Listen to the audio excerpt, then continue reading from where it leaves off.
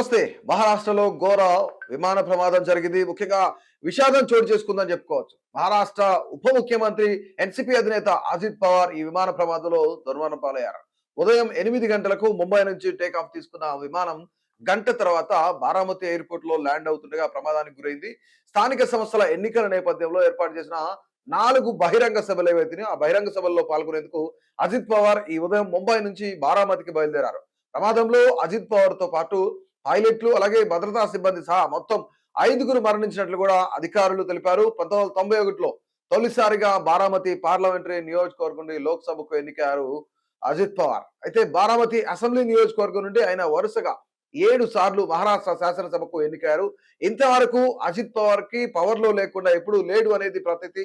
So ముఖ్యంగా అసలు అజిత్ పవార్ రాజకీయ జీవితం మనం చూసుకున్నట్టయితే అజిత్ పవార్ ఇక్కడ ముఖ్యంగా 22 జూలై 1959 అలాగే 28 జనవరి 2026 ఒక భారతీయ రాజకీయ నాయకుడు ఈయన.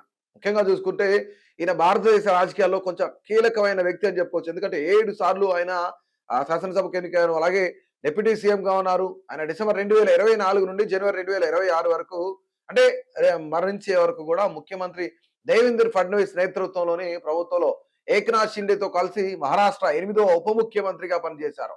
ఒక్కోసారి ఆయన రాజకీయ ప్రస్థానం మనం చూసినట్లయితే మహారాష్ట్ర చరిత్రలో వివిధ కాలాల్లో కలిపి అత్యధిక కాలం ఉప ముఖ్యమంత్రిగా పనిచేసిన వ్యక్తిగా ఆయన గుర్తింపు పొందారు. పృథ్వీరాజ్ చౌహాన్ అలాగే దేవేంద్ర ఫడ్నవీస్, ఉద్ధవ్ ఠాక్రేకి సంబంధించి మరియు ఏక్నాథ్ షిండే వంటి వివిధ ముఖ్యమంత్రుల హయాంలో ఆయన మొత్తం 6 సార్లు ఉప ముఖ్యమంత్రి పదవిని చేపట్టారు. 2022 నుంచి 2023 వరకు మహారాష్ట్ర శాసనసభలో ప్రతిపక్ష నాయకుడిగా సేవలు అందించారు ఆయన. 1991లో తొలిసారిగా బారామతి పార్లమెంటరీ నియోజకవర్గం నుండి లోక్సభకు ఎన్నికయ్యారు. 1991 అలాగే 1991లో బారామతి లోక్సభ నియోజకవర్గం నుండి పార్లమెంట్ సభ్యునిగా కూడా ప్రాతినిధ్యం వహించారు. ముఖ్యంగా ఆయన రాజకీయ ప్రస్థానం మనం చూస్తే భారతదేశంలోనే ఒక అత్యుత్తమ స్థానం అని చెప్పుకోవచ్చు. ఎందుకంటే ఆయన 6 సార్లు ఉప ముఖ్యమంత్రిగా చేశారు.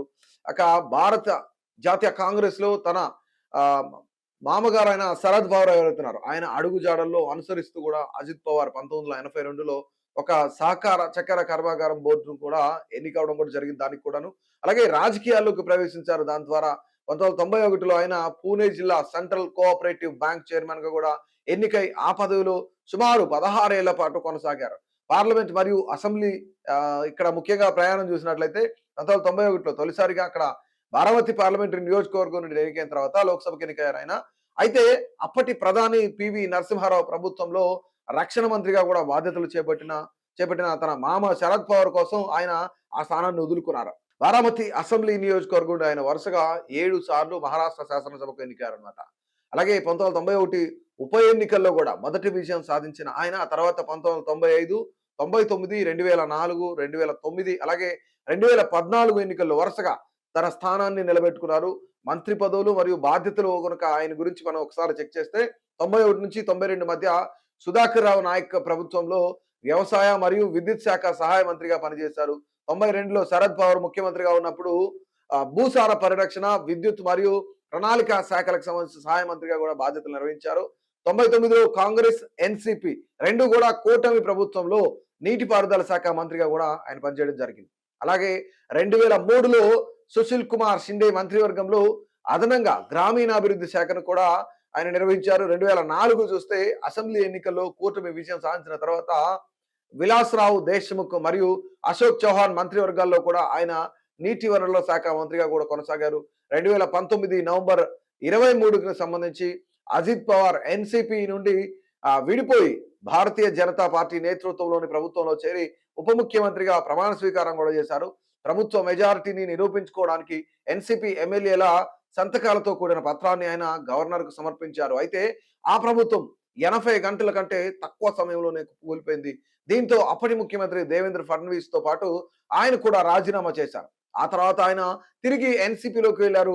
డిసెంబర్ 1, 2019 డిసెంబర్ 16న అలాగే ప్రారంభం కానున్న రాష్ట్ర శాసనసభ శీతాకాల సమావేశాల తర్వాత ఆయన మహావికాస్ అఘాడీ ప్రభుత్వంలో ఉప ముఖ్యమంత్రిగా బాధ్యతలను చేపట్టారని చెప్పేసి ప్రకటించారు. అలాగే 2022లో మనం ఆయన యొక్క రాజకీయ మార్పులు చూస్తే శివసేనలో చీలిక రావడంతో మహావికాస్ అఘాడీ ప్రభుత్వం కుప్పగూలింది. శివసేన రెబల్ వర్గం మరియు బీజేపీ కలిసి ఏక్నాథ్ షిండే ముఖ్యమంత్రిగా ప్రభుత్వాన్ని ఏర్పాటు చేసిన తర్వాత అజిత్ పవార్ మహారాష్ట్ర శాసనసభలో ప్రతిపక్ష నాయకుడిగా బాధ్యతలు చేపట్టారు. రైట్. ఆయన వ్యక్తిగతం చూసినట్లయితే అజిత్ పవార్ అహ్మద్ నగర్ జిల్లాలోని దేవలాలి ప్రవరలో జన్మించారు. ఆయన అశాతాయి పవర్ మరియు అనంతరావు పవర్ దంపతులకు కుమారుడు. అనంతరావు పవర్ నేషనలిస్ట్ కాంగ్రెస్ అంటే ఎన్సిపి అధ్యక్షులు మరియు మహారాష్ట్రకు 4 సార్లు ముఖ్యమంత్రిగా పనిచేశారు. అలాగే శరద్ పవార్ సోదరుడు. ముఖ్యంగా ఆయన తన పాఠశాల విద్యను దేవలాలి ప్రవరలో పూర్తి చేశారు. అయితే తండ్రి మరణానంతరం తన కుటుంబాన్ని ఆదుకోవడం కోసం ఆయన కళాశాల చదువును కూడా మధ్యలోనే ఆపేయాల్సి వచ్చిందనమాట. ఆయనకు సునేత్ర పవర్ తో వివాహం జరిగిన తర్వాత వీరికి జై పవార్ మరియు పాట్ పవర్ అనే 2 కుమారులు కూడా జన్మించారు. మహారాష్ట్రలో ఏదైతే ఈ విమాన ప్రమాదం జరిగిందో ఈ ప్రమాదంలో డిప్యూటీ సీఎం అజిత్ పవార్ తో పాటు అలాగే ఆయన భద్రతా సిబ్బంది గాని, ఇలాంటి అధికారులు గాని, పైలట్లు గాని వీళ్ళంతా కూడా అందులోనే దుర్మరణం పాలవడం జరిగింది. ఆయనతో పాటుగా 6 అధికారులు కూడా విధులు నిర్వహిస్తున్నారు. సో ముఖ్యంగా ఇక్కడ ప్రమాద స్థలంలో విమాన శకలాలు చెల్లాచెదురుగా పడి ఉన్నాయి. అలాగే మంటలు, దట్టమైన పొగలు వ్యాపించాయి. సో ముఖ్యంగా ఇక్కడ సమాచారం అందుకున్న వెంటనే అంబులెన్స్ గాని, సహాయక సిబ్బంది బృందాలు గాని ఘటనా స్థలానికి చేరుకున్నాయి. ఇక్కడ ఈ హఠాన్ పరిణామంతో మహారాష్ట్ర రాజకీయాల్లో మొత్తం రాజకీయ వర్గాలని కూడా తీవ్ర దిగ్భ్రాంతికి గురయ్యని చెప్పుకోవచ్చు. ఎందుకంటే చాలా చాలా సీనియర్ నేత, అలాగే రాజకీయ ఉద్దండుడు అని చెప్పుకోవాలి. ఆయన మహారాష్ట్ర రాజకీయాలకు ఒక వెన్నెముక అని చెప్పుకోవాలి. ఎందుకంటే 6 సార్లు డిప్యూటీ సీఎం గా చేశాడు, కేంద్ర మంత్రిగా చేశాడు, అలాగే 7 సార్లు శాసనసభకు ఎన్నికయ్యారు, అలాగే ప్రతిపక్ష నాయకుడిగా పనిచేశారు. ఇలాంటి అనేకమైన ఏవైతే ఆయన పదవులు చేపట్టారో ఇవన్నీ కూడాను ఆయన యొక్క ఏదైతే సీనియారిటీని అయితే చూపిస్తా ఉన్నాయి. ముఖ్యంగా మహారాష్ట్రకు ఇలాంటి నాయకుడు ఇక లేడు అనే వార్త చేదు అనుభవం అని చెప్పుకోవాలి. ఎందుకంటే ఇలాంటి సీనియర్ నేత, అలాగే ఎప్పుడు కూడాను ప్రజల్లో ఉండే వ్యక్తిగా ఆయనకు ఒక గుర్తింపు ఉందనేది కొంతమేర మనకంతున్న సమాచారం. ముఖ్యంగా మహారాష్ట్రలో ఈ ఘోర విషాద ప్రమాదం కూడాను రాజకీయ వర్గాలన్నింటినీ కూడా తీవ్ర విషాదాన్ని నింపాయని చెప్పుకోవచ్చు.